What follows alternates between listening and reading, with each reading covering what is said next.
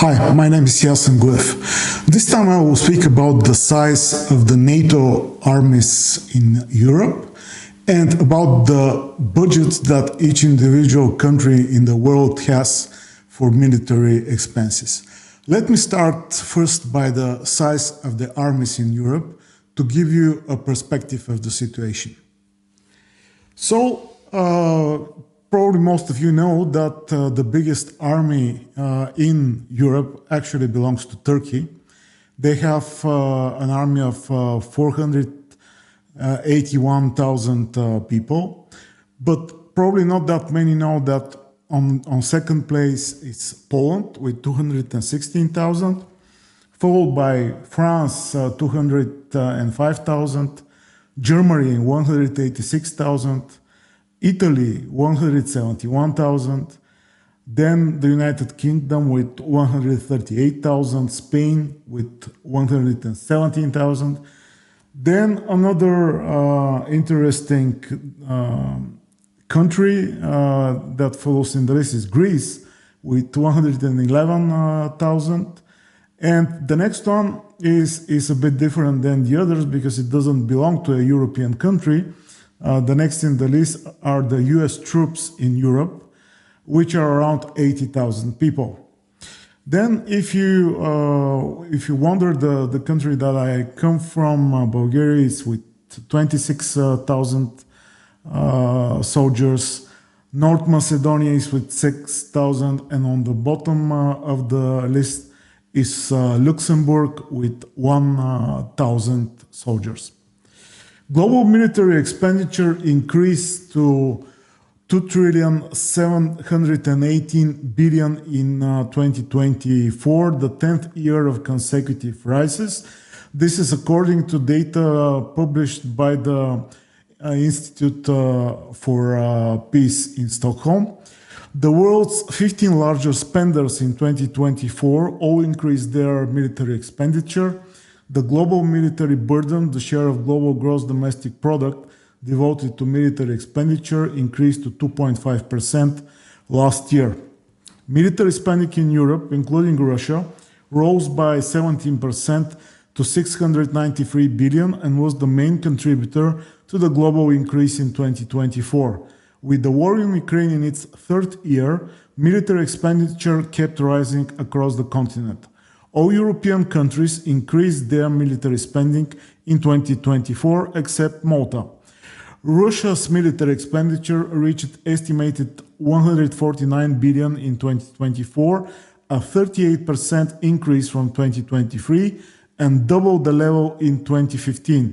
This represented 7.1% of Russia's GDP and 19% of all Russian government spending. Ukraine's total military expenditure grew by 2.9% to reach $64.7 billion, equivalent to 43% of Russia's spending. At 34% of GDP, Ukraine had the largest military burden of any country last year.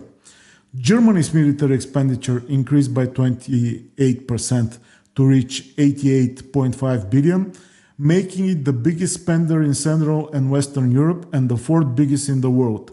Poland's military spending grew by 31% to 38 billion in 2024, representing 4.2% of Poland's GDP. All NATO members increased their military expenditure last year. Total military spending by NATO members amounted to 1,506 billion, or 55% of global military expenditure.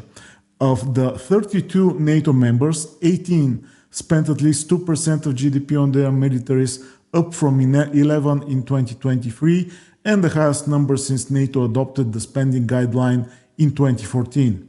Military spending by the USA rose by 5.7% to reach 997 billion, which was 66% of the total NATO spending and 37% of world military spending in 2024. European NATO members spent 454 billion in total, representing 30% of total spending across the alliance. Military expenditure in the Middle East reached an estimated 243 billion in 2024, an increase of 15% from 2023 and 19% more than 2015. Israel's military expenditure surged by 65% to 46.5 billion in 2024, the steepest annual increase since the Six-Day War in 1967, as it continued to wage war in Gaza and escalated conflict with Hezbollah in southern Lebanon. Its military burden rose to 8.8% of GDP, the second highest in the world. Lebanon's military spending rose by 58% in 2024 to 635 million after several years of lower spending due to economic crisis and political turmoil. Iran's military spending fell by 10% in real terms to 7.9 billion in 2024, despite its involvement in regional conflicts and its support for regional proxies. The impact of sanctions on Iran severely limited its capacity to increase spending. China, the world's second largest military spender, increased its military expenditure by 7% to an estimated $314 billion, marking 3 decades of consecutive growth.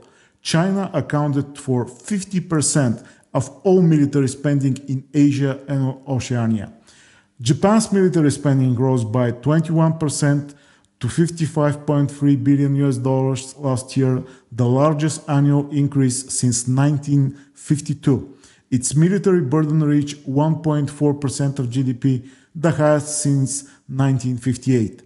India's military expenditure, the fifth largest globally, grew by 1.6% to 86.1 billion. Spending by Taiwan grew by 1.8% to reach 16.5 billion.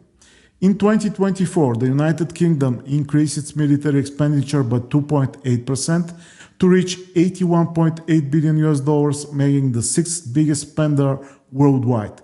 Military expenditure by France rose by 6.1% to reach 64.7 billion, making it the ninth biggest spender.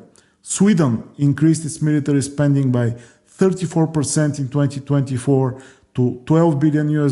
In its first year of NATO membership, Sweden's military burden reached 2% of GDP. Saudi Arabia was the largest military spender in the Middle East in 2024 and the seventh largest worldwide. Its military spending saw a modest increase of 1.5%, reaching an estimated 80.3 billion, but still 20% lower than in 2015, when the country's oil revenues peaked. Military spending by Myanmar surged by 66% in 2024 to an estimated $5 billion, the highest rate of increase in Asia and Oceania, as internal conflicts intensified. Mexico's military spending rose by 39% to 16.7 billion, primarily due to increased funding for the National Guard and the Navy, which are involved in the government's militarized response to organized crime. Military expenditure in Africa totaled 52.1 billion last year, a 3% increase from 2023 and 11% higher than in 2015. So, after so much figures, now you know that there is a reason for this discussion about investing in the military and opportunities in this sector.